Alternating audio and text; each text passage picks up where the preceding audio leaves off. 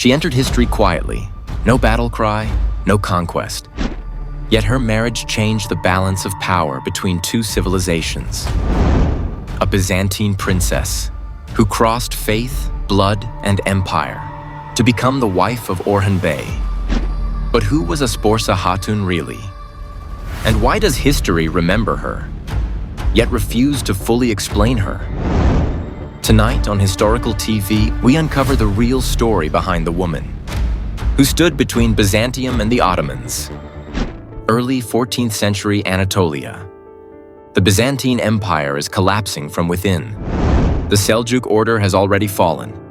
And on the frontier, a new power is rising. The Ottomans are no longer a tribe. They are becoming a state. To survive, they do not rely only on swords, but on marriage, diplomacy, and conversion.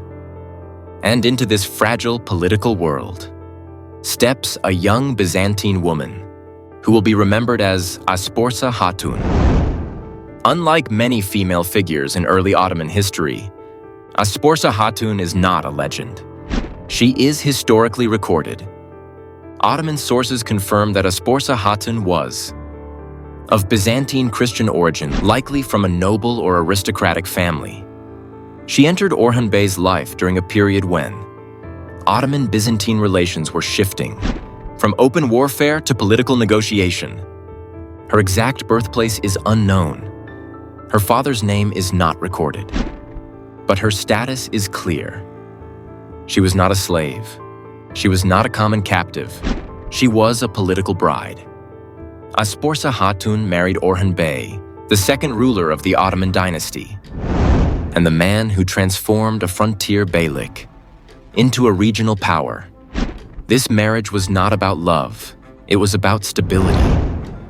By marrying a Byzantine noblewoman, Orhan Bey sent a clear message. The Ottomans were no longer outsiders. They were inheritors of the land. This alliance softened resistance among local Christian populations and reduced Byzantine hostility in key regions. Asporca Hatun's conversion to Islam followed, a transformation that symbolized the changing world around her. Asporca Hatun was not only a wife, she was a mother. Historical records state that she gave birth to Ibrahim Bey, possibly Halil Bey. Sources differ. Though neither son became sultan, their existence mattered deeply. In early Ottoman society, producing male heirs strengthened legitimacy and secured dynastic continuity. Asporca Hatun's role helped stabilize Orhan Bey's household at a time when multiple wives and political marriages coexisted. Unlike many women of her era, Asporca Hatun left behind a documented waqf. In 1323, she established a charitable foundation in Iznik. This waqf supported the poor, travelers, religious institutions. This is critical because waqf deeds are legal documents, not legends. They prove Asporca Hatun was active, respected, and recognized within the Ottoman system. She was not a silent figure. She was a recognized political and religious presence. Over centuries, Asporca Hatun's identity was often confused with Nilüfer Hatun. Why? Because both were of Byzantine origin. Both married Orhan Bey. Both converted to Islam. But history is clear. Nilüfer Hatun was the mother of Sultan Murad I. Asporca Hatun was a secondary wife, but still influential. Nilüfer's son ruled the empire. Asporca's legacy lived through charity, diplomacy, and stability. Different roles, same historical importance.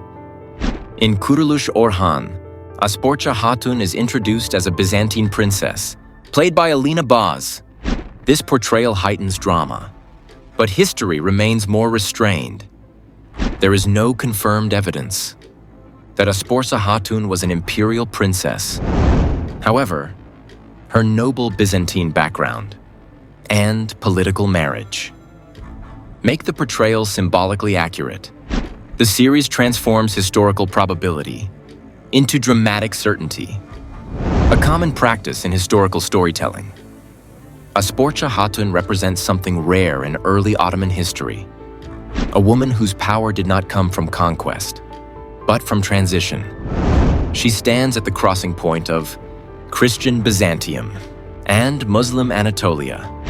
Her life shows us that the Ottoman rise was not built only by warriors like Orhan Bey, but by women who eased conquest through legitimacy, faith, and diplomacy.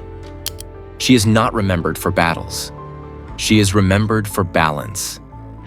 Asporca Hatun did not rule the empire, but she helped it survive its most fragile years. And next on Historical TV, we reveal the untold story of another woman, whose name history nearly erased, yet whose bloodline reshaped the Ottoman throne. Subscribe, because some empires rise not by the sword, but by the bride.